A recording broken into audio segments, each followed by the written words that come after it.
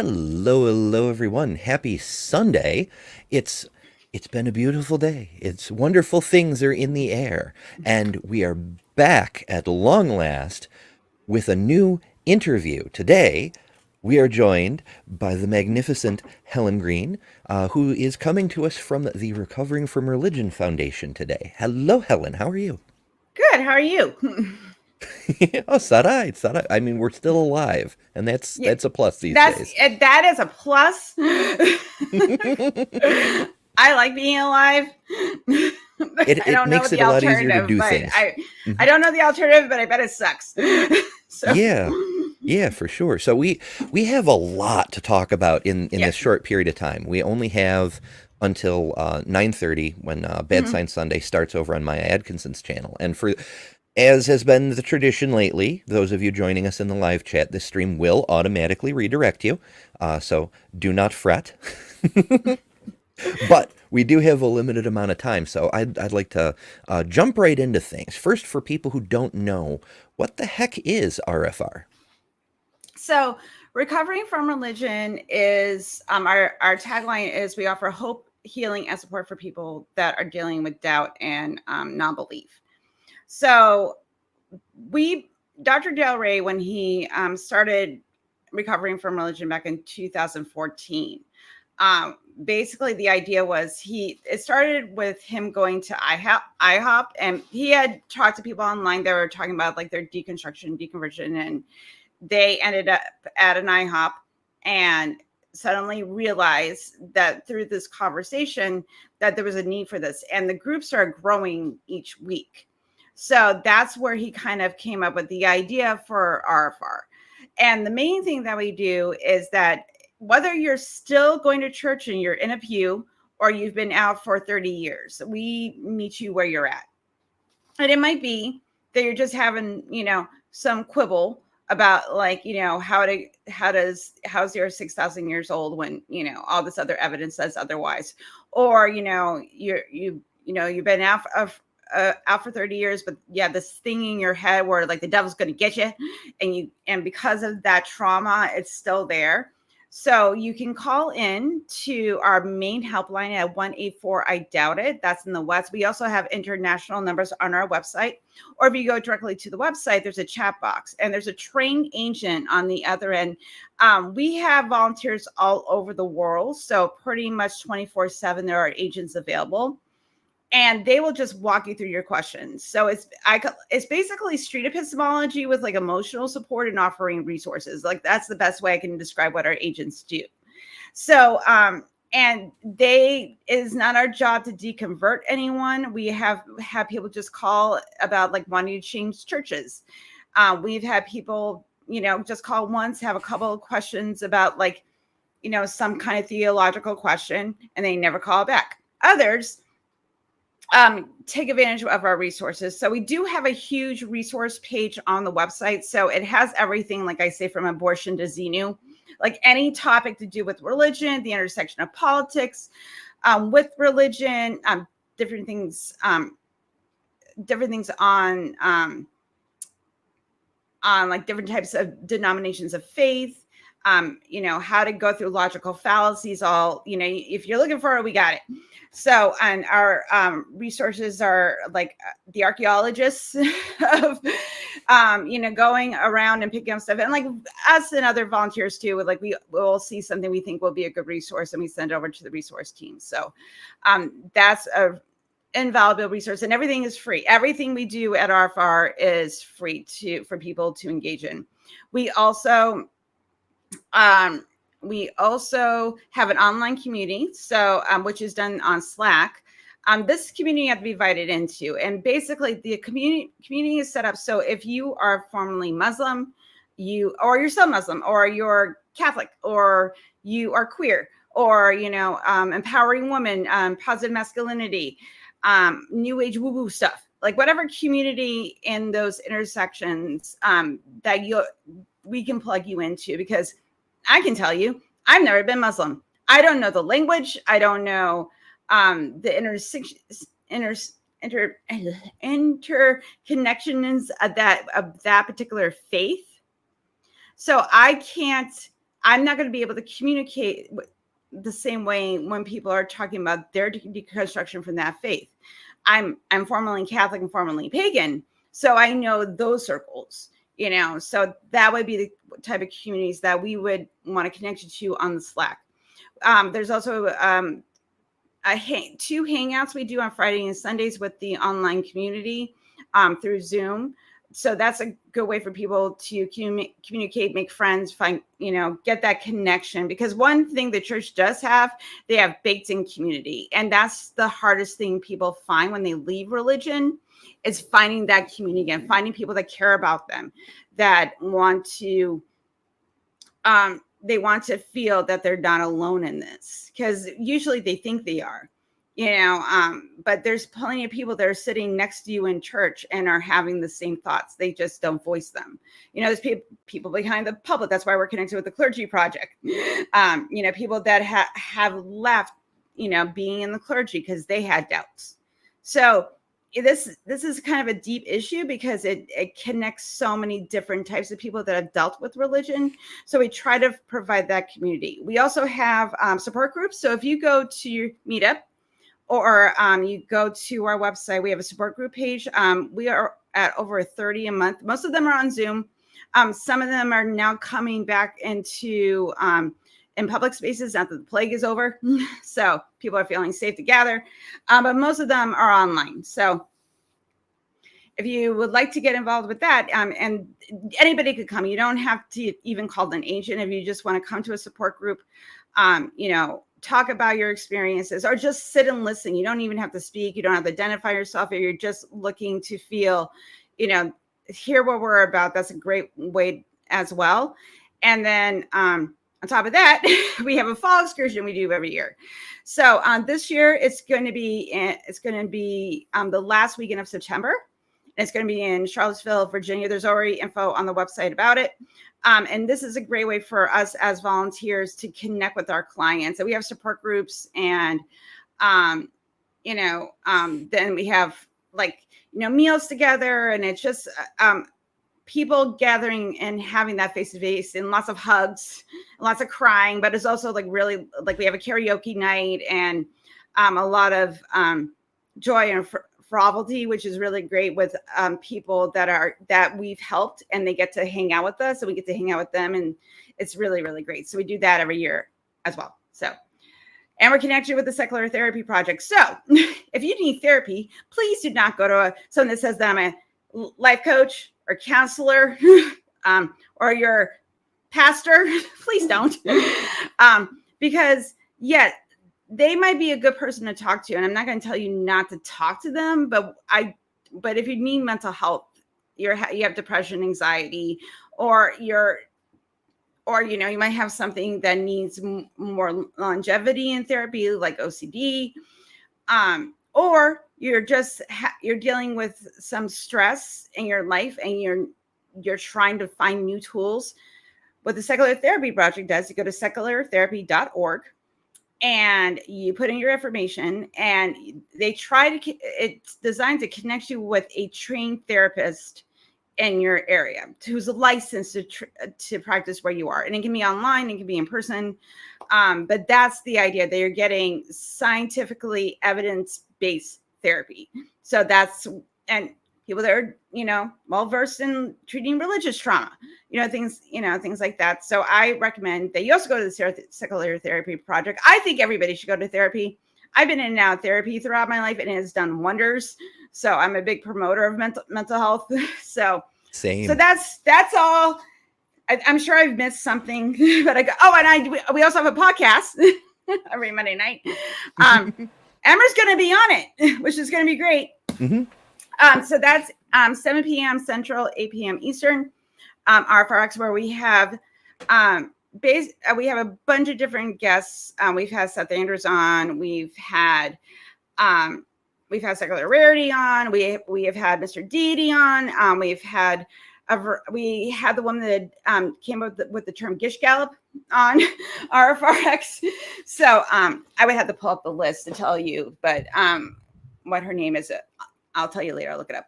But that's kind of the and this is just to help people. They talk about, purity culture, science, science education, the intersectionality between church and state, all these religious trauma, mental health topics, whatever. We have a bunch of different talks. It's over 190 on our YouTube page. So please go check those out. And I think I got it all. I think I covered everything that we do. There's quite a lot. You folks are very, very busy. Yeah. To answer a few people's questions I saw going by, Slack is an app that not a lot of people are familiar with. It's kind of like it's kind of like Discord. It's mostly used in a lot of professional circles. It's like a team website with different chat rooms and things like that. It's kind of set up like Discord, but the way ours is set up, it's highly monitored. So like, for example, if you ask to join, contact an agent, you're like, hey, I saw Helen on Ember's podcast and they say you had an online community. I would like to join. Okay. They send you an email. They ask you some questions if you do like to vet, and then you join the Slack channel, and it is set up like Discord. There's different categories of topics, different, and then you can select a chat to join. So like, let's say, like I was mentioning, you were a former Muslim, you would join that chat and be part of that community, but you can join different ones online. And it is heavily modded because we're trying to find support, help people find support in community. So we try to make sure there's no weirdos that are going to bother people, because it is moderated by our volunteers. And if someone DMs you that you didn't give permission to DM, or if you did and they suddenly get weird, you just report it to the mods and they help you take care of it. So we try to make it as a safe place as much as possible. Mm-hmm. Yeah, people are going to be people everywhere you go, but the intentions are good. And again, like you said, community. I mean, that's one of the reasons that so many of us creators here on YouTube get so excited about people that we see in our live chats every week or however often we broadcast, or people that we run into from channel to channel and whatnot, because the more we see people, the more we interact with them and get to know them, it builds that sense of community. And humans, we're not just a social species. Like, our sense of identity is so strongly linked to our sense of connection to others. And that's one of the big reasons it's so hard for people to leave their faiths, because it's not even whether they believe or not, it's the community that they have. And to walk away from that, it's really hard. So yeah, I totally get it. And that's part of the very important work. Dr. Darrell himself is a therapist, if I remember correctly. Yeah, he has his doctorate in psychology. Yeah. So he was a practicing psychologist for over 30 years. So I'm sure he would probably correct me if he was here, but he's not. He has his own wiki page. So if you want to learn more about Dr. Darrell Ray, go to his wiki page. Yeah. But I also consider him one of my dear friends. I'm really glad that he has, been a part of my life the past 3 years. And I consider him a dear friend. Hi, Dr. Ray. I knew it. I knew it. I knew you would. You did ask for it. I did. I walked into that one. So. Yeah. Yep. It's all good stuff. It's all good stuff. But yeah, there's so much going on. Like, I'll really quick pull up the page so we can poke around a little bit here. Yeah, it's not just for atheists. It's for anybody who's having doubt or questions or trying to struggle. It's not trying to deconvert people. It's to help people who are struggling with those questions as they maybe deconstruct. Maybe they will leave, maybe they won't. That's not the point. It's to help you through those difficult emotions that you're struggling with. Yeah, and that's the reason why we, are so passionate about what we do, because we're, the church will tell you, you know, what to think. We'll kind of guide you through how to think about the things that you're questioning, you know, to when someone says, you know, doubt your doubts, it's like, no, you're having doubt for a reason. Something like trust your instincts. There's something here that is not jiving for you. It's not connecting. It's not making sense. Now, whether you accept the information, you know, we're going to provide for you, that's up to you. But we want to give people the tools to work through these questions, because religion is not benign and it's not simple. It's supposed to give you simple answers, but it doesn't, because the world is complicated. People are complicated. Religion is complicated. So the idea is that, okay, if things are complicated, you're not going to get the nice, easy, you know, wrapped in a bow answers that religion is going to give you. And this is set up so if you are dealing with any sort of question, wherever you are in your journey, we want to be a soft place for you to fall and feel safe to ask those questions and not be judged for it, not feel like you're going to be proselytized to. It's like, what do you want to talk about? Let's talk about it. Yeah, absolutely. And you can see a lot of the links right here on the main page that Helen was talking about earlier. The phone numbers, the web call, you can schedule a conversation. Yes, you can schedule. Yeah, because some people, like, you know, because of work, or maybe they live at, you know, in a household where they live in a very religious home, and calling, they might not have that freedom to call, so they need to like schedule it. So that makes sense too. So we offer agents, and then one of the agents will call you back.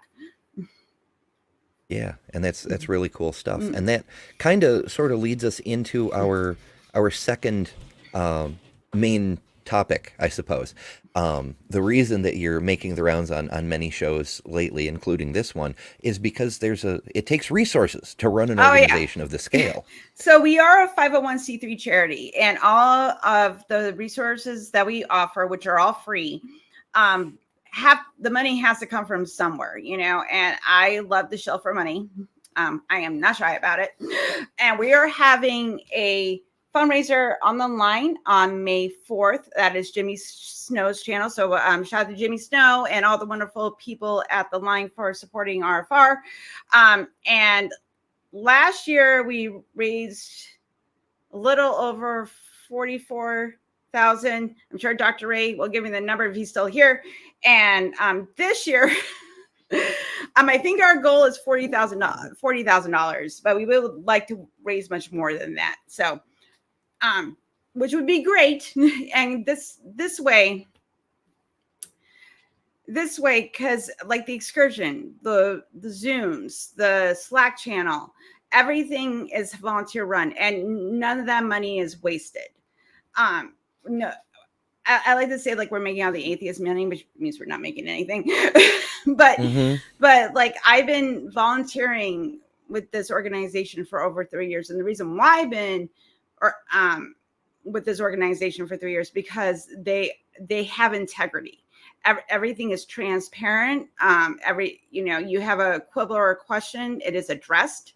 Everybody is kind of like one big family, and everybody kind of like what I like to call voluntelling is that if you have an idea, and usually if nobody's doing it, like, well, you can go do that. You know, we'll help you, but you can do it, you know, and that's kind of like what I tell you. I'm like, I'm voluntelling you because this is something you want to do. So, well, even if it's not something you want to do, I'll make you do it.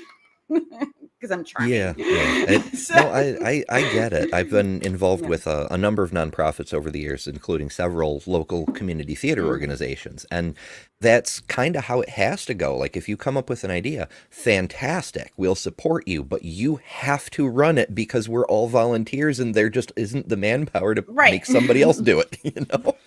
Yeah, and it's like we have a chapter in Australia that's run by our wonderful Sherry Souza, who is a sweet potato. And so she runs our Australian chapter. And then we have volunteers throughout the world. We're trying really to expand more hours to other countries, especially South America.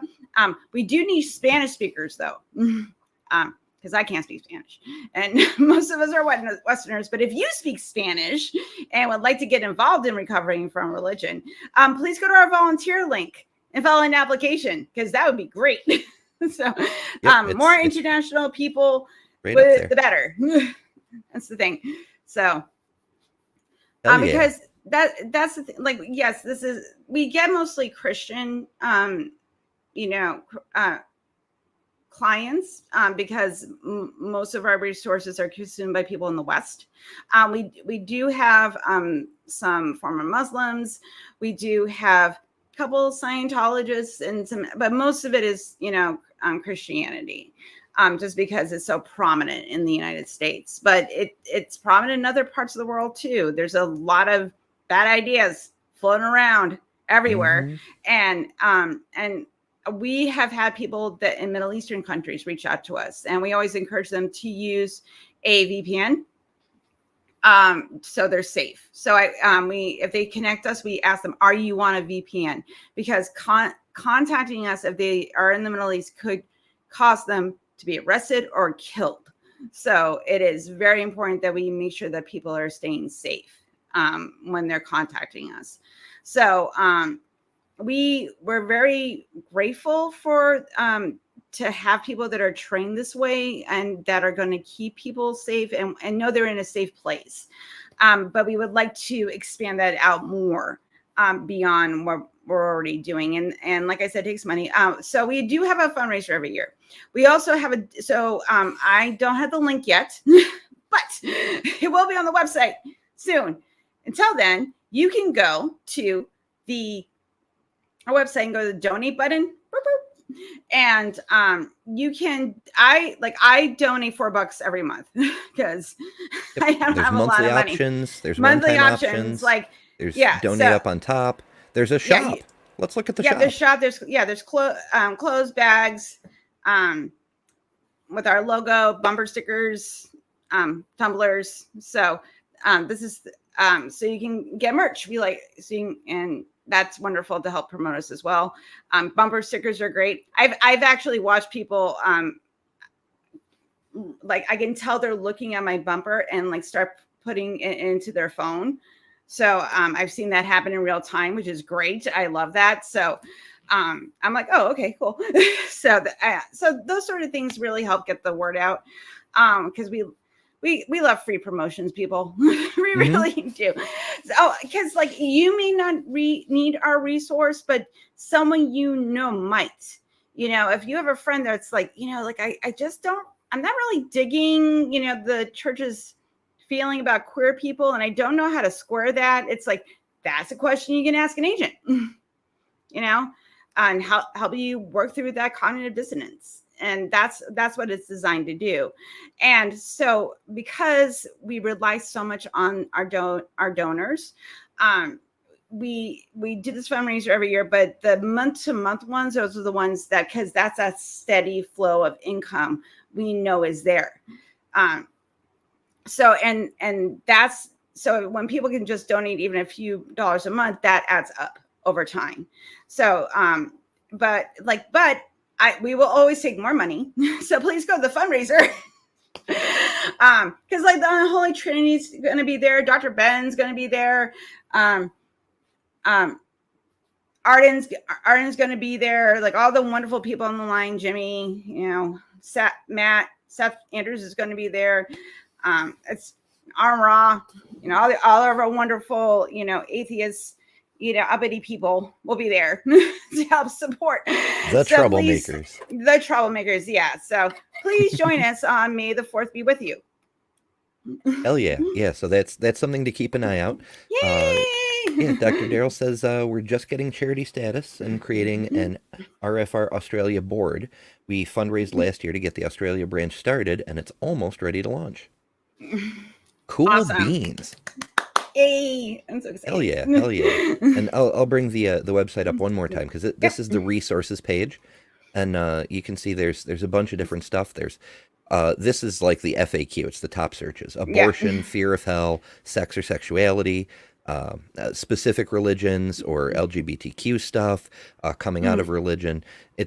Fear of hell that catches my attention because That's probably the number one thing yes, I that run into people that talk a about the most. lot. Um, Because it fucks with people. Because if mhm. you're taught from a young age that if you're bad, you do like, even lying by like, stealing like a cookie or something, they're going to be tortured forever, and they build up this imagery that it's so toxic and so horrifying. And when you're 5 years old, like, you don't have the wherewithal to know the difference between fantasy and reality. They're the same at that age. And then you grow up, and it's reinforced, over and over and over again. You're being indoctrinated into this bad idea. And then you become an adult. And though you if you go through deconstruction, and you leave religion, that doesn't mean that emotional part of your brain, that trauma, it's still there. It didn't go away. You just have a different relationship with it. You're just like, okay, I'm aware that this isn't true, but my brain, your emotional center of your brain, doesn't know that. It doesn't know that you've deconverted, like you no longer believe in God. It still has that trauma response because it's something that has just been driven into you. And trauma changes the brain. Mhm. And what you got to do, like, for a lot of people, is going to therapy and finding someone that is trained in religious trauma syndrome, and having them walk you through just like any other form of trauma, and help you deal with that in a healthy way. So this way, like, I always say, like, you never get rid of trauma, but you learn to, it just becomes like a small scar upon you, and occasionally it will rear its head, but it tends to not be as big as it was, and it slowly goes down and down over time. If you have a good therapist, you're doing the work, but it can take years. And when we get people calling it about a fear of hell, like, some of them, you can tell that they want to let go of it, but it's so persistent.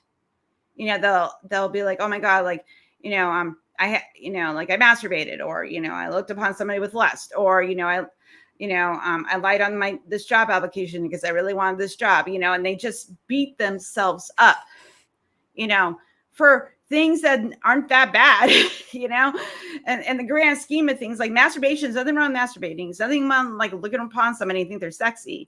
And yes, sometimes we lie for a benefit, but it's not a moral it's not a moral harm. So, we understand that it's all on a gradient, but what religion teaches you, it's not. You have sex before marriage and you murder somebody, it's the same. You're going to go burn. And when you're younger, you kind of understand it, but then when you grow up, you get older, and the world is reality, and reality is telling you it's not that easy, especially if you start moving out of those communities. And now everybody's online. You can look up information in a second. We're not as isolated as we used to be. And that also causes that problem, because you're seeking out answers, but you're usually asking people in your own community, and they're going to tell you that, doubt your doubts. I don't know, you should go pray on it or go talk to the pastor, which is not helpful, because they're going to tell you to pray on it, read your Bible, read the Quran or whatever holy text, they follow the tenets of their religion. And it doesn't relieve the anxiety. It doesn't relieve that fear that if I am not on this page, I have a policeman in the sky watching me all the time. It's not creepy at all. Yeah, no, it's not creepy. Nope.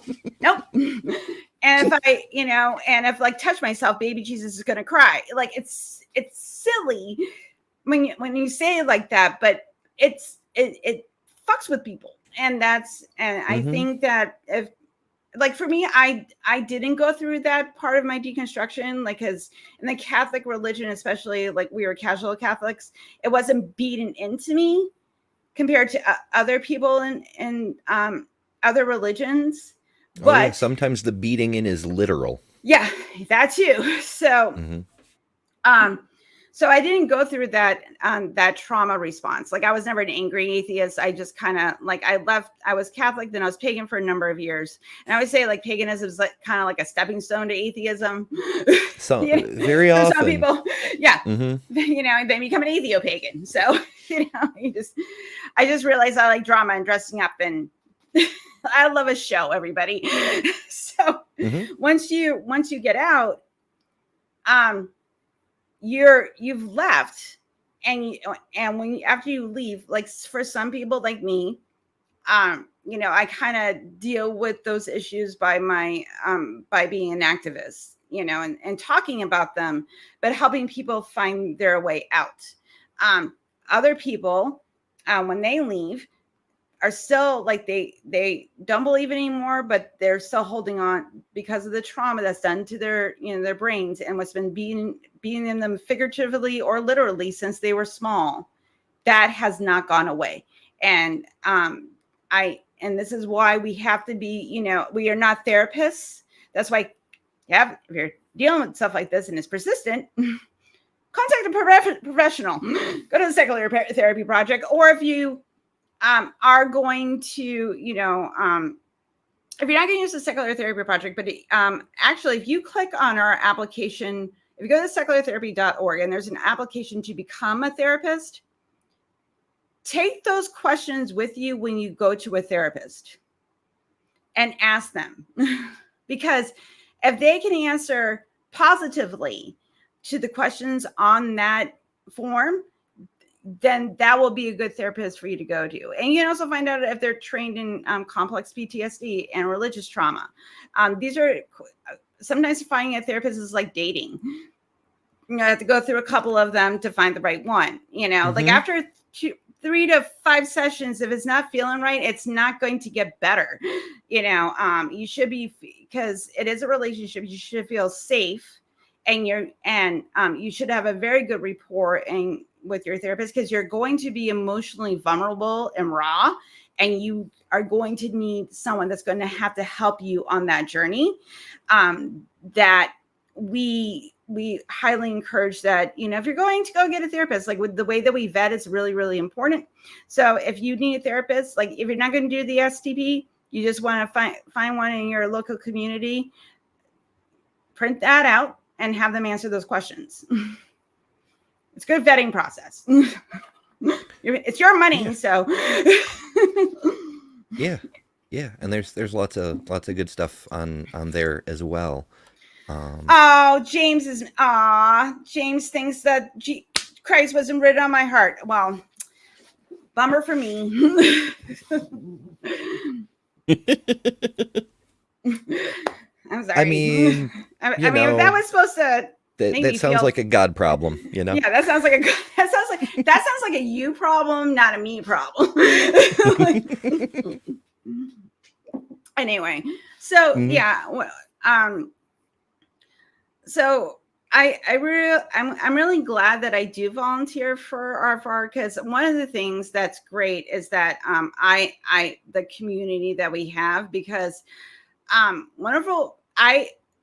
there's really, like, yeah, we have a board, and you know, Daryl's like, you know, the big man, and then we have Gail Jordan, who's our executive director, then we have board members, but there's no real, it's like we have facilitators, not like bosses. That's the way, because it really is about, because a lot of people came from religion and they want that sense of community. They want to know that, you know, they have an equal voice, you know, and, you know, sometimes it does come down to a final decision, but you're heard. You say like, hey, if there's something that's bothering you, you can bring it up, and, you know, it will be dealt with. But it's a very, very rare that, you know, anything weird goes on in the organization. You know, I think in the 3 years, I can think of 2, and there were very minor things, but they got dealt with, you know, and like there's no drama. Nobody's, you know, there's no gossiping or being, you know, obtuse or trying to like one up each other. It's very much about like having that connection, because what we're doing, we're really trying to help people, and we understand that is what we're doing. And if we're not connected and find closeness and community within ourselves, we can't offer that to our clients. Mm-hmm. It's a Maslow's hierarchy thing. Yep. I realize that Maslow is a little bit outdated, but it's what I know to use to describe and what most people know to understand with. Yeah. You have to get to a certain point where you're not paranoid about your own survival, where you're not worried about your own security before you can help someone else. Right. So yeah, it definitely, it makes sense, especially in a volunteer organization. But overall, the point is that RFR offers a tremendous amount of resources and assistance to people all over the world within the bounds of what they can do so far. Like Helen was saying, the Spanish-speaking operation is still... We're trying to grow that. Yeah. There's a lot more to do. So absolutely go check out the fundraiser when it's up on the line. That's always a great show. It's usually a long show, and we all know how we all love long shows. 3 hours. So yeah, but if you would like to help, you don't have to wait for that. As we showed you, there's donation links, both monthly, single time, right on the website. You can buy merch, so you can get something to show for your support and show it off and spread the word. It's all... There's just so much. There's so much to this organization. We couldn't possibly cover it all. Yeah, I always feel like when I'm describing it, like, and I've given this speech so many times, but I'm still like, did I forget anything? Like, because I'm always like, I think I got it all. I think I did. Like, I mean, you'd know better than I, but I didn't notice anything missing. I think I got it all. And again, if Daryl still is here, he'll probably correct me. Hell yeah. So how? And I was going to respond to Robin. It's okay. Listen, I talked to theists on TikTok and I've been proselytized, dude. That's nothing.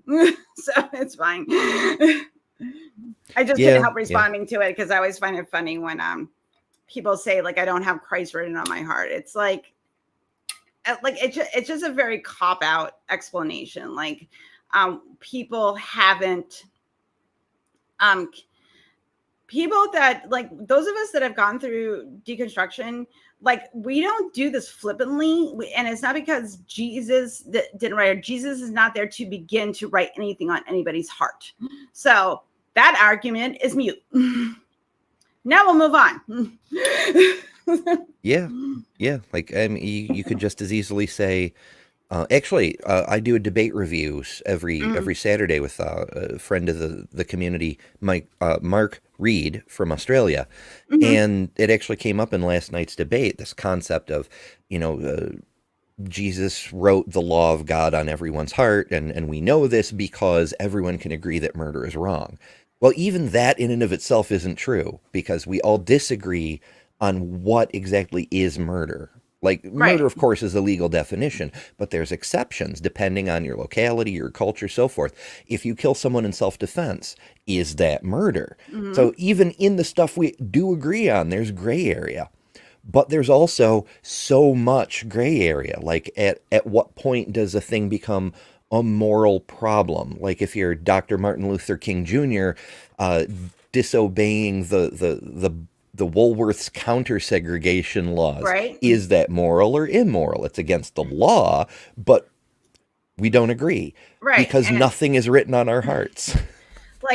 Like stealing. Like, if someone steals, like, food to feed their children, we tend not to call them bad because, like, you're doing it to help your child.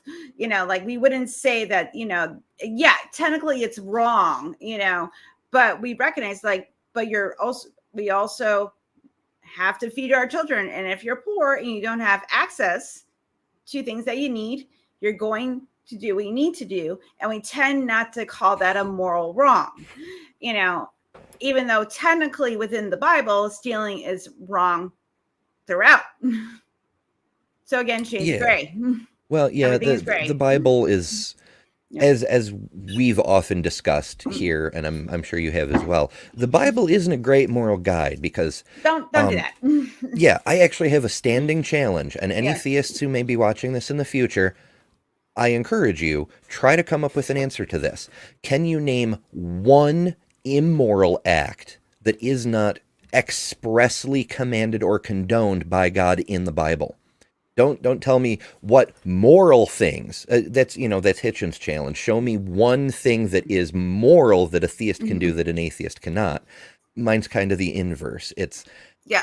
we know that God breaks all of his own laws. Every single commandment he gives, he breaks in the Bible. But is there anything that's immoral that God doesn't tell humans to do at some point? I can't think of one, and nobody I've asked has been able to come up with one. I can't. Like, I'm trying, and I'm kind of going through the list that I know in my head and everything. I'm like, no, nothing. There really is nothing. And I understand, and I do understand, and I want to emphasize this. I am very empathetic to being challenged with new ideas, especially when it comes to faith, because I've been there. I didn't do it through the Catholic Church because I left that when I was 24, but I definitely did that with paganism and New Age woo-woo stuff. And like, I had these ideas in my head that when I was challenged on them, I felt very uncomfortable. And you tend to stay in boxes where you're, because it wasn't, when I was going through this process, like, it wasn't the discourse online as it is now. It was a bunch of, like, fedora tipping white guys that turned out to be terrible. Some of them, not all of them, but I remember the 2010s of my leaving religion and magical thinking, and it was not a lot of diversity at the time. So now I'm very grateful for that. The Atheist movie is now moving more towards more diverse voices, getting more opinions and different types of people that are got through the crisis as this process from all over the world. It's just not Western white guys. And I think that's important. There's definitely that empathy, but just because you don't like what somebody says doesn't mean you can counter with, well, you didn't do this, you didn't do that. You don't know people's journeys. And to say that is very flippant, and it's dismissive of their journey and what they did and why we do what we do and why the way that we think. Yeah. So be careful. It's a very flippant response. So this way you can justify your faith and then cast judgment on somebody else, which I think in your Bible, especially from your Jesus, you're not supposed to cast judgment on other people. Yeah, Romans 2:1 is pretty emphatic about that. Yeah. That one I found so moving that I actually put it on one of my own merch shirts. Yeah. It's like, my goodness. I actually have to update things. I've come across a few more passages that need to be on t-shirts.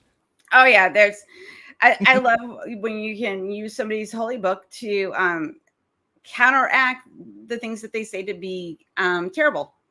It's really great. It's a fun time. Don't be a hypocrite. Yeah. Once again, not that we have any reason to believe what's claimed in those books, but if we want to, just for the sake of argument, engage at that level, because sometimes it's fun. Yeah. There is any argument that can be drawn out of those books. The counter argument is also in those books, because scholars have done experiments and tests. There is not one claim in those books that you can't turn a page or two and find an exact contradiction to that claim. Yeah, this is just a recent argument I had on TikTok, because I do a TikTok stream every Tuesday night through the Atheist Stream in Boston. And I had this exact conversation. I'm like, so, because we were arguing if God is all knowing, and I'm like, okay, if God is all knowing, then he can't change his mind, or he knew he was going to change his mind. So I go, that's a contradiction. You can't be all knowing and then with new information change your mind. It does. You can't have both. Yeah, so I find, well, you know. Yeah, I know.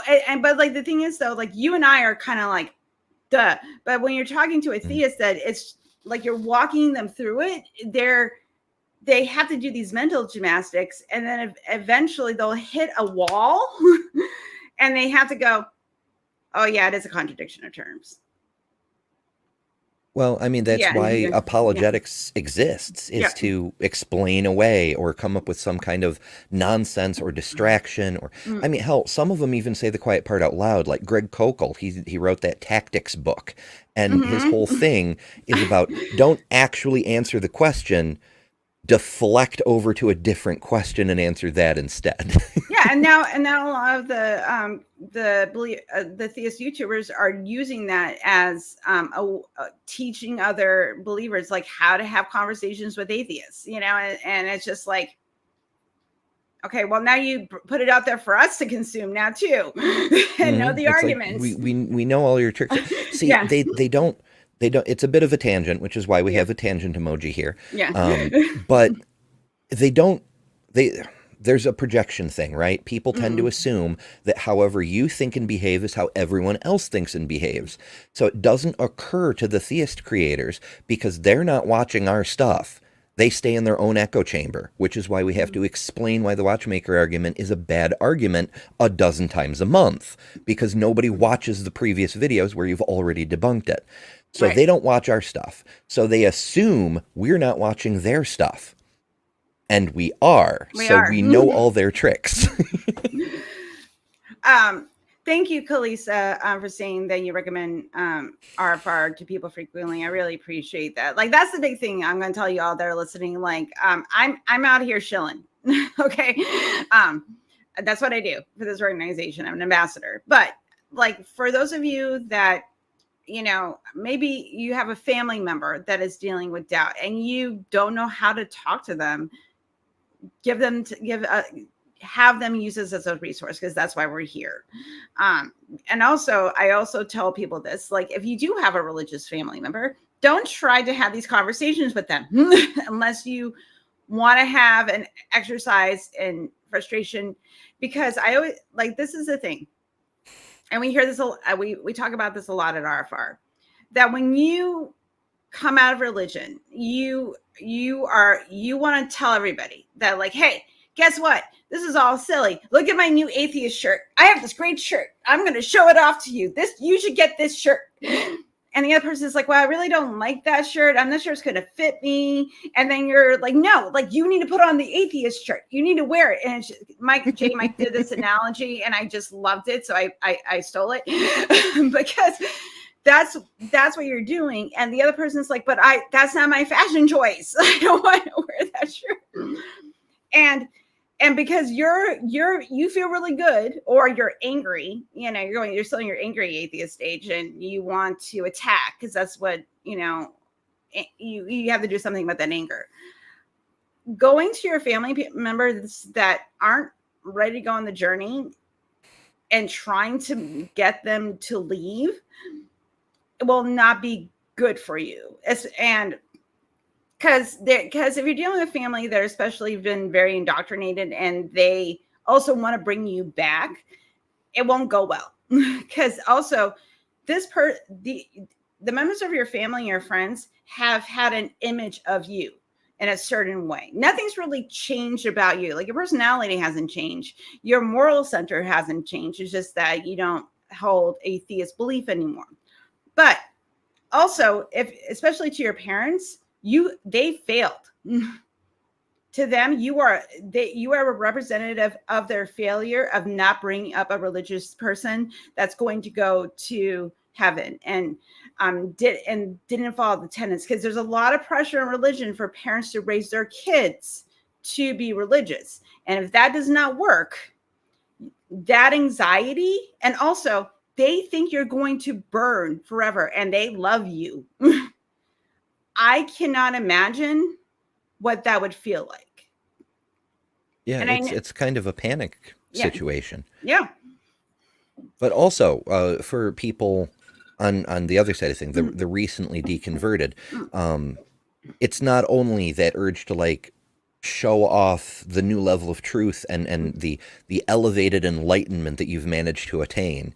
There's also that sense of being wronged, the injustice of having been lied to by the people that you trusted your entire life, and now it's harder to trust them. And then there's also that evangelism element that's all too common in so many of the religious sects that we see running around the world today. If your church sends out missionaries or sends out people door knocking or Mhm. whatever, evangelism is baked into the system. And so when you leave religion, that's what you know. I want to help people stop suffering, so I'm going to evangelize the atheism. But that doesn't work for the same reason the evangelism didn't work on you, you know? Right. Right, because you have to meet people where they are, Mm-hmm. and also too, because you're the people that care about you have this idea of who you are in their head, and you push you're like, hey, I want to give you my atheism shirt, and they're like, I don't want it, man. They're going to be resistant to you because you're too emotionally close. This is why, doctors don't operate on their own family members. This is why therapists don't practice therapy on their own family members. There's not enough emotional distance for you to have a logical conversation, because a lot of this is philosophy and logic. But that part of your brain is also tangled up with these people in your relationships, and to separate that, when you're especially about this thing that you are working through, that you're dealing with, all those questions that you had, and you're going through the process, do not engage. Like, one of the best advice, I can't remember who it was. He was a columnist in the gay community. I can't remember his name, but he said like, your family gets a year to ask you all the weird questions, kind of, deal with the fact that you're queer. And then after a year, if they haven't gotten to the point where they do not accept the new you have to decide how you want those relationships to go. Because you've given them a year to adjust, and you allowed them to ask all the questions that they wanted to ask. And you, when you were emotionally, and you were honest, and you told them where you are at the end of that year, if they're not willing to accept you, then again, you have to decide what that relationship going forward is going to be. Because to me, like, I've had friends leave me because I left the pagan community, and I would say that they're not really friends then, because you had an idea of who I was, and you didn't actually love me for me. You loved me for the idea of me. People that love and care about you love you because of you, not their idea of you. And it's hard because religion is wrapped up in family, and that's why we are recovering from religion. And one of the things that is the most important thing to provide is family, and like that chosen family and community. It is needed because religion has it baked in, and getting a bunch of atheists together is like herding cats. So we have an organization to help people, so the herding cat part is already done. So. Yeah, to a large extent. But it is difficult to build community in Yeah. the secular community. Difficult to build community in the secular I followed. world. I followed you. I got what you're Yeah, saying. yeah.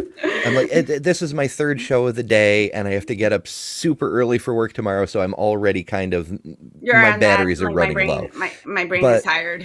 yeah, but the bottom line is that atheism is just not even an answer. It's the rejection of an answer to one question. All the rest of culture and values and subjective opinions on things, they can and do vary across the entire spectrum of every possibility. So, yeah, getting everybody on the same page is kind of hard. That's one of the reasons that so often we tend to focus more, we rally around the banner of secular humanism, Yep. because we all to a greater or lesser extent, prioritize the well-being of other people. Mm-hmm. And so that helps.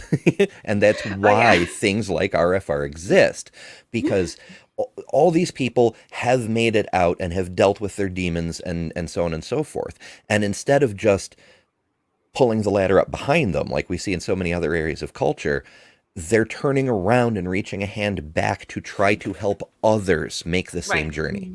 And that's really beautiful, in my humble opinion. Oh, thank you. Well, like I've heard from so many people, like, and myself included, like I wish I had known about RFR when I was going through my and I always say like mine wasn't very like traumatic. There was a lot of hand wringing, but I had questions. No, but what? Luckily, I married a philosopher. He has his degree in philosophy, so I was very lucky. I already had an atheist husband that was willing to, go on the journey with me, and I had that support.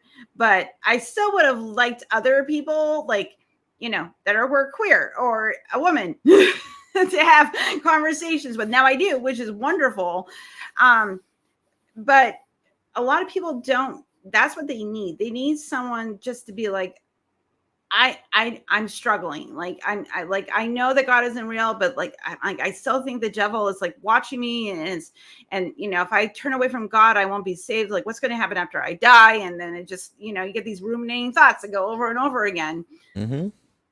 And you need someone to reach out your hand, going, "You're not alone. It's okay. Like other people have gone through this. You're going to be fine. Let me be a soft place for you to land."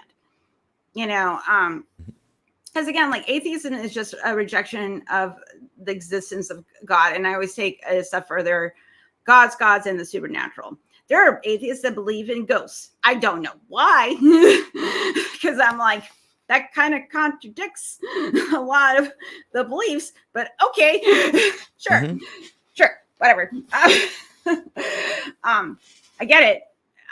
Because atheists, we are not a monolith. We are very diverse, have a lot of opinions on a lot of different things. And honestly, I don't want to be in an echo chamber because changer. One of those. An echo chamber. English is hard. English is very hard. So it's also Sunday, and like you have to work tomorrow. Mm-hmm. But unlike religion, which has all the answers, when you're in a diverse community of different feelings and opinions, the only way you grow and change is to hear ideas that are not yours. Hear a different perspective. You don't have to take on that perspective, but it's good to consider it, and if it holds up to scrutiny, it's a good thing to adopt it as something that can be a good thing for the tools in your toolbox, and I think that's more important than being in a chamber, an echo chamber where everybody thinks the same. Like all of us, rally around secular humanism, but our experiences, who we are as people, are very diverse because we've all led different lives and have different experiences and all have different perspectives on a bunch of different things. Like get a group of atheists together talking about veganism. There's gonna be some fireworks. I'm just telling you. Mm-hmm. I've been in those conversations. It's very contentious, but yeah. by the same token, Yeah. that's one of our great strengths as a community. But everybody still loves each other at the end. Yeah, like diversity of skills, diversity of ideas, diversity of opinions, diversity of inspiration. Whereas religious communities, while there's the potential for that, it's largely subdued because there's that overlay of what you're commanded to believe, what you're forced to think, how behavior has to work, procedures, policies, protocols, and things. So, I mean, we see this even in the Catholic Church, despite its efforts to become more progressive. There's pushback. Like the Pope recently made that decree about how priests can now bless homosexual marriages. They still can't conduct them, but they can bless them. And there's pushback. There's people saying, not my Pope. Your belief system is what he says is infallible and becomes law. It's dogma of the church. You can't opt out of that and still be a Catholic. And yet they are trying to, It's Because so weird. the Catholic Church cannot work in the 21st century. It just can't. This is not, the 1300s anymore. Like, sorry, we've moved on. Yeah, Also, yeah. you're terrible. You're so terrible. Oh my goodness. So here's a comparison that I like to make to people sometimes. And eventually I'll work this into a presentation too, but it's a very niche topic. Why do people shun the neo-Nazis? Because they don't want to be affiliated with that name. They don't want to have anything to do with the Nazis because of what the Nazis did. It's very much in their mind what the Nazis did. Now compare what the Nazis did to what the church has done across all of history. The Inquisitions, the witch burnings, the Crusades, the forceful conquest of Europe, and the list is endless. Millions upon millions of people murdered so you could stick a flag with a cross in it over a city or what have you. Hundreds of people put through countless misery, forced to live lives in ridiculously inhumane ways so that the belief system could be preserved. And even today, hundreds of thousands of children suffering because of bad touches, Terrible and people. the perpetrators are protected. And they're looking for legal protections now. So we did a talk yesterday on atheists, global atheists, talking about this exact topic, where the churches are now looking for legal protections for sexual assault lawsuits. Mormon Church, Catholic Church, Jehovah's Witnesses, they're looking for those legal protections when really they should be facing those consequences, because for some reason, religion always gets a pass. You don't allow that pass in secular society. We try to, or with anything else. Hopefully. Well, I sincerely hope, but that's the standard we tend to hold. Like, you don't get to do this and get away with it and benefit from it, because that's fucked up. But religion gets a pass. Well, I sincerely hope that whatever judge winds up deciding on those kinds of claims looks the representative squarely in the eye and says, won't somebody think of the children? Yeah. So, your God isn't as good, because even if a God exists, and this is my little tangent.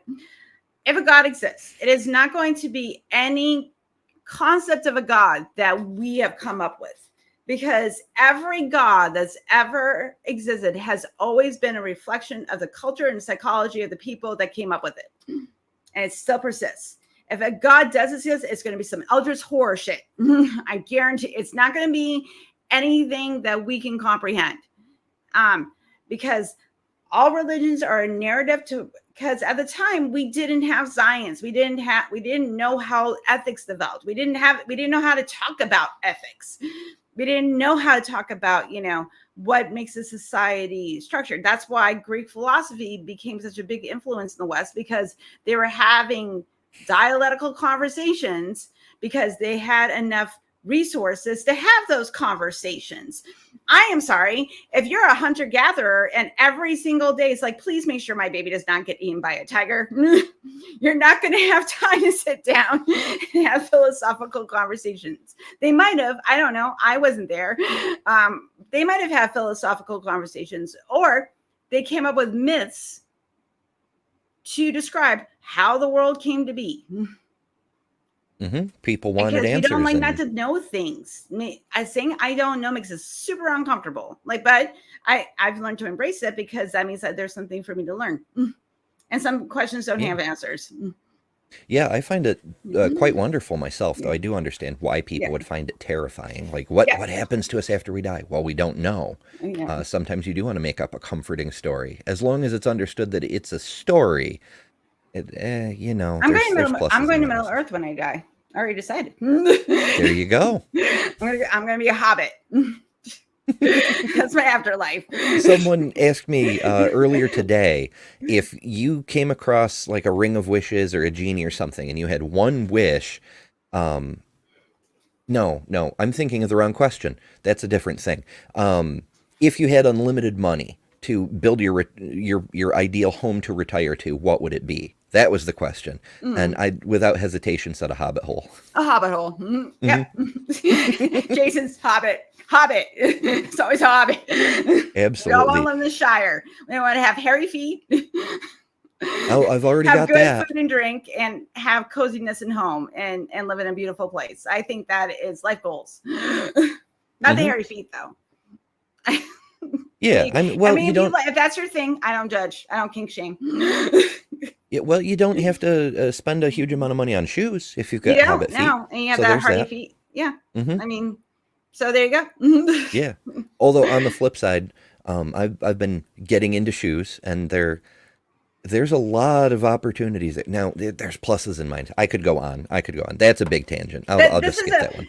This could be a shoe conversation, because I have a problem with shoes. There's a particular shoe company that I absolutely fucking love, but we're not going to have that conversation because we're supposed to be talking about recovering from religion and how to keep yourself from bad ideas and stuff. Yeah. So that's a brilliant segue to get us back on topic. How did you get involved with RFR? So it was during the pandemic. I've always been a volunteer in something. I've always had this. I think my parents just instilled it in me. Like, I started doing Girl Scouts when I was a child, and then I was a candy striper. And then when I was in high school, I volunteered for Big Brothers and Big Sisters.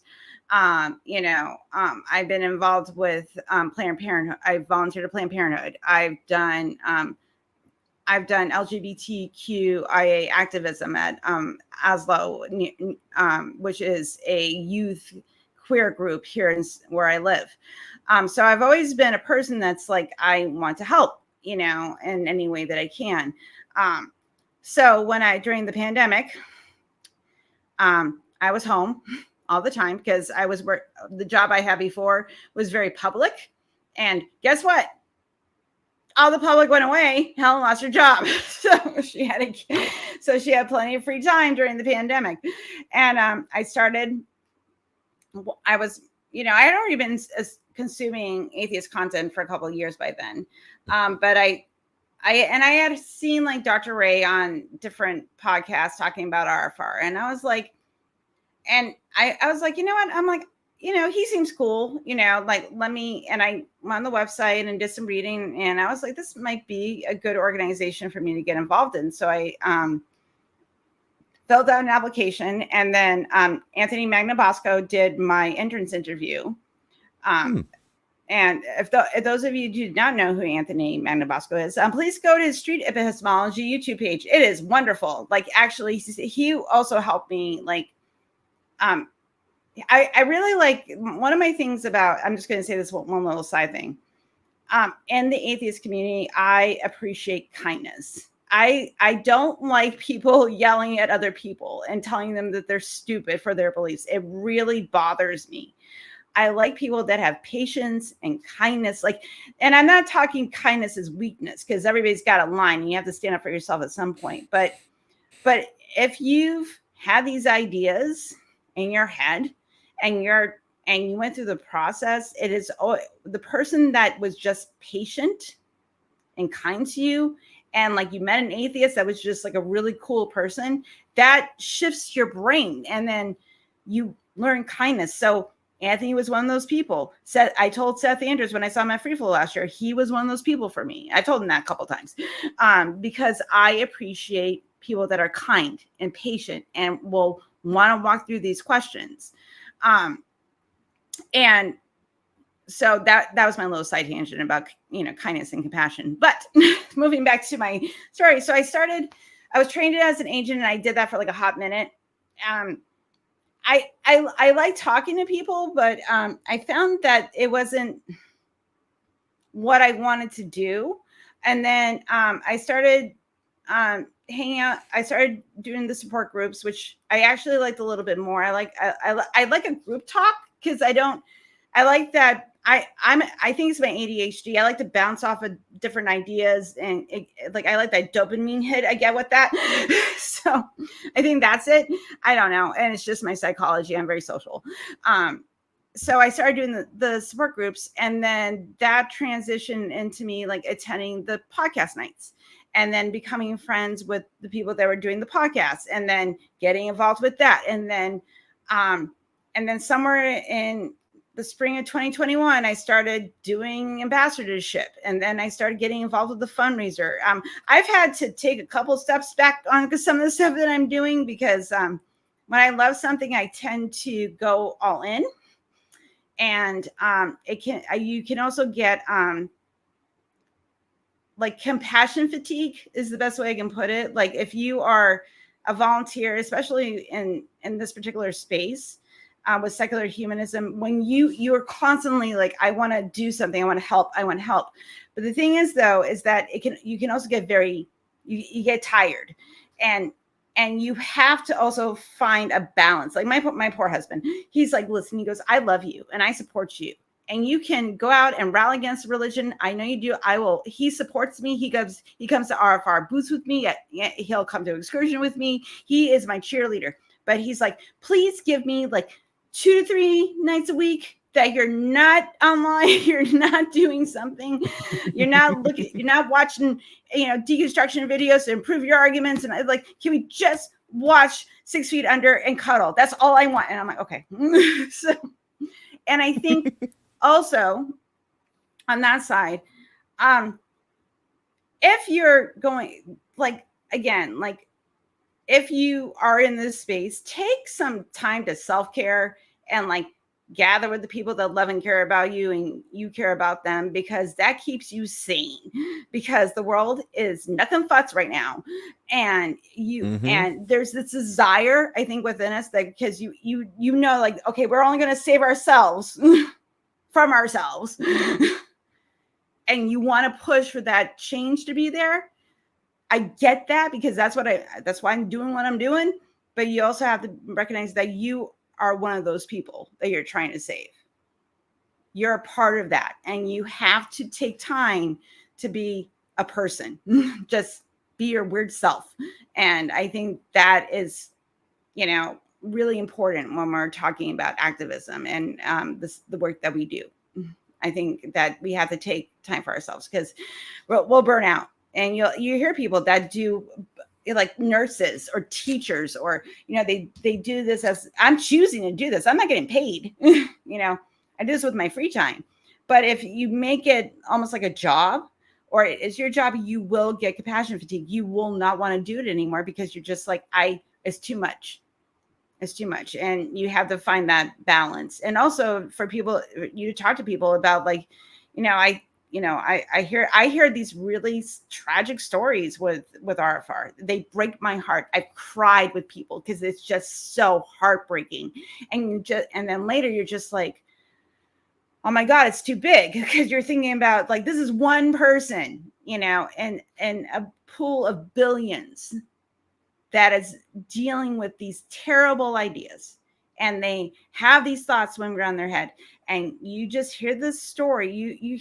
And it's heartbreaking. It is the stories that we hear, and I have to remind myself that I do what I do to help as much as I can, but I also have to be like, okay, I need to have some separation. Like, I don't allow clients and people I connect, I don't give them my phone number. I don't give them my text. Like, I do what I do. I have that barrier, because at some point, I just gotta be myself and have my own life. And I have to have that separation to stay sane. Yeah. Boundaries are really important. Yeah. And it's a problem with a lot of people, but especially people of a volunteering mindset. Sometimes it's hard to remember to thank yourself from time to time, to take care of you too. There's so much of this tendency. I run afoul of it from time to time. Yeah. There's a reason my name is Ember now.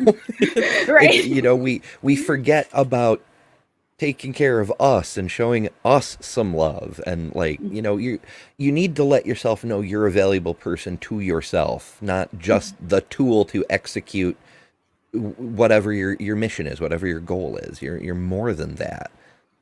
So yeah, thank yourself now and then.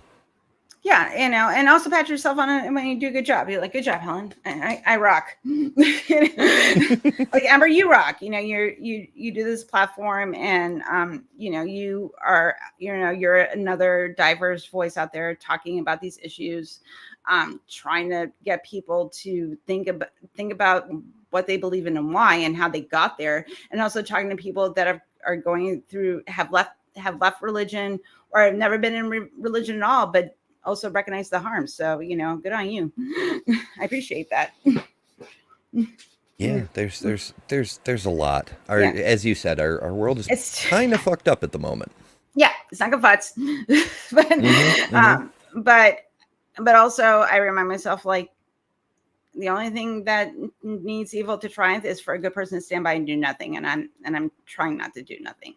So I don't in my own little way, but I always say that if I can help someone, today, even if I never see that plant fruit, like, I just drop a seed in, plant the seeds, and 10 years from now they're out of religion and they're living their best life, I'm like, great, I helped with that. But I might never see it, and that's okay. I mean, this isn't about me, though.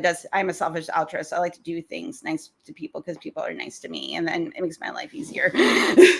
So, well, you got to put your priorities somewhere, and I very much believe in the concept of a rising tide lifts all ships. Yep. But first of all, what we were saying earlier about being kind to yourself, it helps if you make sure your ship doesn't have holes in it. Exactly. But also, naturally, you're going to help the ships around you more readily, more frequently, because they're right there next to you. You want to help the ship across the harbor, but you've got to make your way over there, or they got to come to you or something.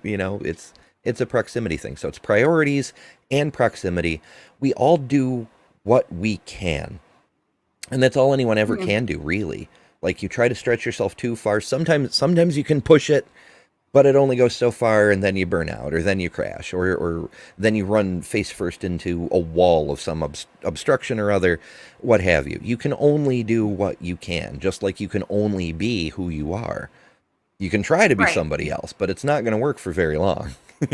Yeah, and I think, like, what's really important, like, even for people that are going through the process, they haven't left religion, is to have patience with yourself and have compassion for yourself first, because this, like, I am not a theist anymore. I am a very mouthy, uppity, queer feminist atheist. I have no filter, but I'm also a person first. And there's still things that I struggle with. Even I have depression, I have ADHD, I have anxiety. Like, these are issues that I deal with on a daily basis. But I also do things to keep myself healthy mentally. And sometimes when things get tough, I pull back and I lean on the support of the community that I've built. And that keeps you going, because you know that you're not by yourself, and that's, you're not alone, y'all. Nobody has to make the journey alone. And I think that's more important than trying to debate with someone whether God exists or not. I will debate you when I'm in the right mind space, but I think having kindness and compassion for people that are going through the process, and also for yourself, is going to make things more healthy, and for you and the people you're trying to help. If you don't do that, then you run the risk of alienating yourself and alienating other people. Yeah, pushing people away, getting yourself all upset, getting them upset. It doesn't do a lot of good. That said, there are situations where you do have to fight. Like, if someone is in danger. I was going to do my caveat. Like, I always say, you can push me so far, and I'm a very kind, patient person. But if you do something that will make me mad, I turn to a very dry, sarcastic bitch, and I will not talk to you anymore. And sometimes I tell you everything that I thought about you, and you're not going to like it. So Yeah. and I've had those moments because I've had like, especially like if you're in, this, like you're in the space, and if you're anything than a white straight man, like you are going to get shit because people are terrible, because they're on the internet and they're just bad. And for the most part, if it's like in a comment session or whatever, I don't care. But if like I'm on TikTok and somebody comes on TikTok and starts being like obtuse and awful, I'm like, I got no time for you. Like, you don't actually want to have a conversation. You just want to yell at me and tell me that, I'm a dirty heathen and I'm going to go to hell, and, Reprobate. Yeah. And I'm like, you know what? I'm like, I don't want to have a conversation with you because you're just going to make me mad. And then usually you do, because like then I'll get offline and then I'm ruminating about it and having that trying to win an argument I didn't get to have. It just sorry, it was just a little tangent, but it's so bringing back to my what we're originally talking about. For those of you that are on the journey, it like with everything, it does get better. It just, when you're in it, it's hard because you're having to face up to a lot of things that you are now realizing aren't true. And I also want to remind people that your family members and friends are victims too, that they're just not where you are. They have been and they thought if you come from a healthy family and friendship group and community, they were doing out of love because they thought this was the loving thing to do. And I know that feeling of betrayal, and it can be very potent and strong and painful. But again, I'm always coming back to compassion and kindness. Remember, your family, your friends, your community are victims of the exact same thing. And they have to go on their journey, and you have to meet them where they're at. And as I say, like, give them a year or however long you need. I don't know. Like, I'm just as an arbitrary timeline. After that time, whatever that timeline is, if they still you've asked, like, we've kind of been in this dead horse. I really don't want to talk about religion and belief with you anymore. I just want to come over, for Sunday dinner and, have dinner, play categories. Like, that's all I want to do. Like, I just want to spend time with my family. And they still want to pressure that and still want to get you to go back to church, or they sit, worried about, keep talking to you about hell or whatever it is. You have to decide, what kind of boundary you're going to set. And if you're willing to stand by that. And that's not an answer anybody can give you, and it's not, and like, I'm not saying it's going to be easy. It's not going to be easy. It's going to be hard. But, just like, us queer folks find chosen family, it kind of happens within secular circles. You find a family of people that, especially secular humanists, because we realize that, no, we're not alone. And we have this desire to stop bad ideas from spreading and take care of each other. Because again, nobody else is coming to save us. We can only save and care about ourselves and the people around us. That's it. So, yeah, that is, after all, the most important thing. Like, the whole reason most of us do everything we do is to take care of the people we care about. That's what being human is all about. Yep. Is prioritizing the ones we love and the people that we're connected to. It's all wonderful. So we're just about at the end of the show. I'm not sure. Maya may or may not be starting on time, but that's okay.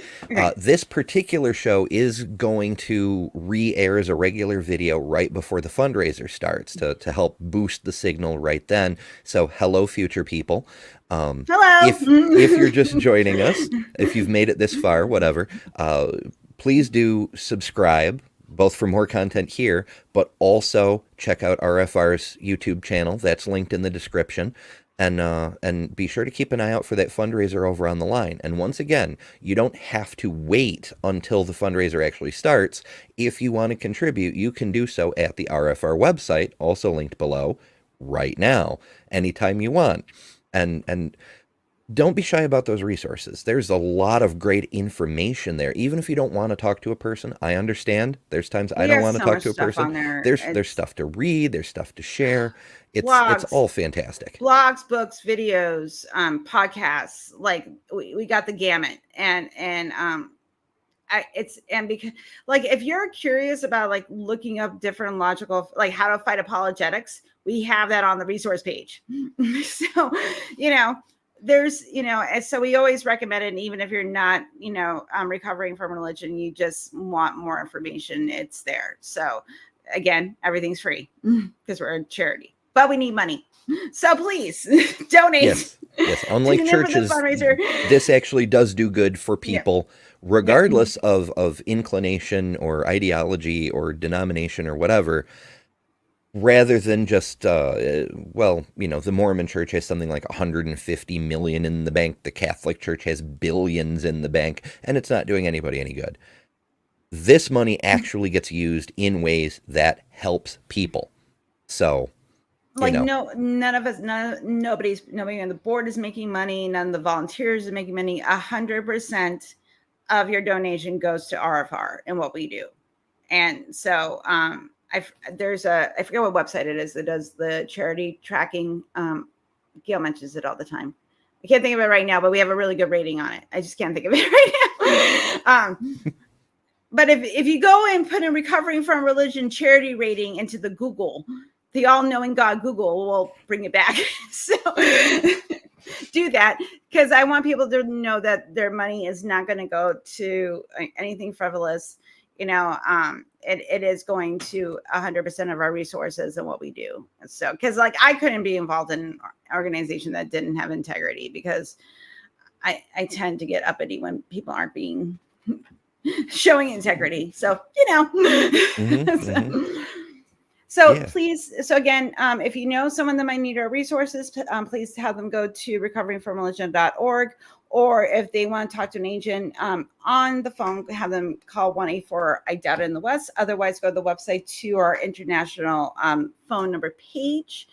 Do that. Also, the line again will be on May the 4th be with you. Please just go and subscribe to the line.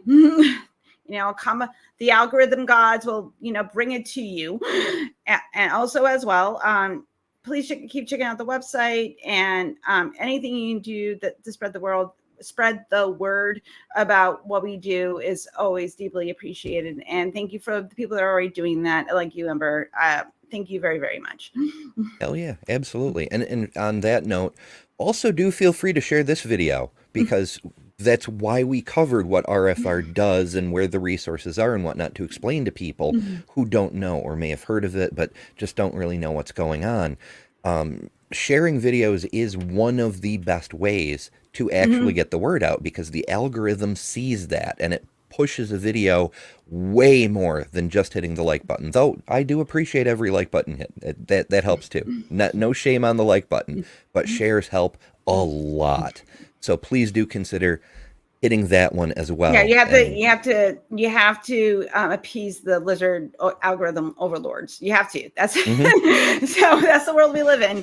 Those are the real gods in our universe. The lizard overlords. Alrighty, folks. Maya should be live any moment. Future people, if you're not familiar with what the hell I'm talking about, look up Maya Atkinson's channel. Bad Sign Sunday is one of the best things on YouTube. And if you'd like to join us live in the future, don't just subscribe. Hit that notification bell, because we do shows at least once a week, sometimes more randomly. It's always a good time, and I love seeing more people in the live chat to engage with and offer ideas and so on and so forth. But I got to pimp when you're going to be on the show. Oh yeah, that's right. Yeah, I'll be on RFR RFRX. What is it? I have the date. Hold on, I got it. Hold on, The because I have 4th? our list. Yeah. So you're going to be on. So this will be 7 p.m. Eastern, 8 p.m. 7 p.m. Central, 8 p.m. Eastern, and it will be on March 4th. So in a week, next week. Yeah. Week Yeah. for Monday. So Hell tune yeah. in. And if you are on the Atheist Community of Austin Discord, it is also streamed into the Discord, but you can also go to the Zoom on the website and get a link to the Zoom chat. So, because it's not public, it's done through RFR. We have a Zoom chat that you can join. It's not going to be streamed on a platform. This is but we do invite people in the community. So come join us. It's a good time. Everybody's super cool because then we do a chat and then there's a hangout afterwards, which is super fun, where we turn off the recording and talk like, which Star Trek crew would you want to be in a polycule with? Which doctor's the best doctor? And also talk about religious shit. So Yeah, fun times. Okay. All right, folks. So thanks once again for coming. Helen, thank you for coming and bringing so much information and helping to promote this invaluable organization that the world desperately needs. And as always, remember, you don't have to make your way through life believing in a bunch of nonsense and with no way out, because you are better than religion. Good night.